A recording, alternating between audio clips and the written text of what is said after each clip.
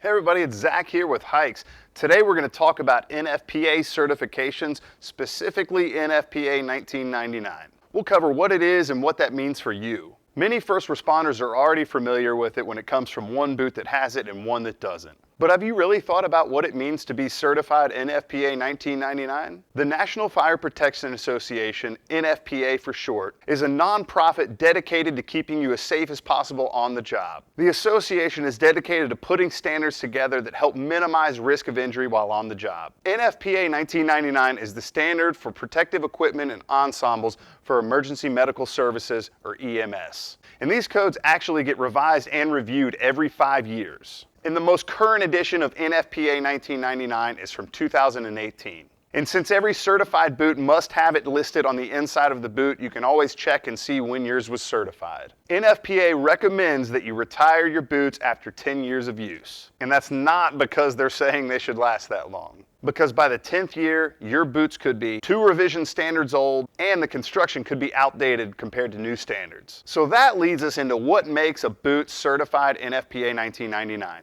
First of all, the boot's going to need to have a minimum height for protection from blood, chemicals, and bodily fluids. This is determined from the inner liner, and in fact, Haix uses the Crosstech inner liner. It is measured from the inside of the boot to the lowest part of the inner liner. For this standard, the minimum height requirement is 4 inches, so you could have a boot anywhere from 5 inches up to maybe 8 or 9 inches tall. And the liner has to be 2 inches or less from the top of the boot. The boots also need to have a heel, but there's no height requirement on this. And the soles need to be tested for abrasion and slip resistance. The boots are also tested for liquid integrity. No liquid should penetrate the leather after an hour, and the sole shouldn't separate from the upper. The inner liner and seam shall show no penetration of a bacterial test solution. Certified boots must also have a protective toe cap to ASTM standards for impact and compression.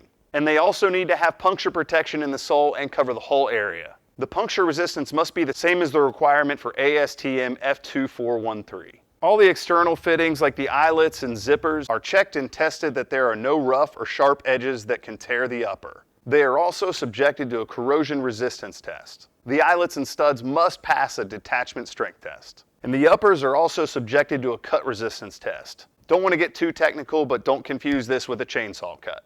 It basically is checking the durability of the upper, as you need more durability from punctures on the upper parts of the boot. And the upper is also subjected to a flammability test. All boots must be made in women's and men's sizes and require 3 different widths. That's all I got for today. Everybody subscribe to our channel below so you can stay up to date on more videos like this one. Really appreciate you guys tuning in. Take care and stay safe.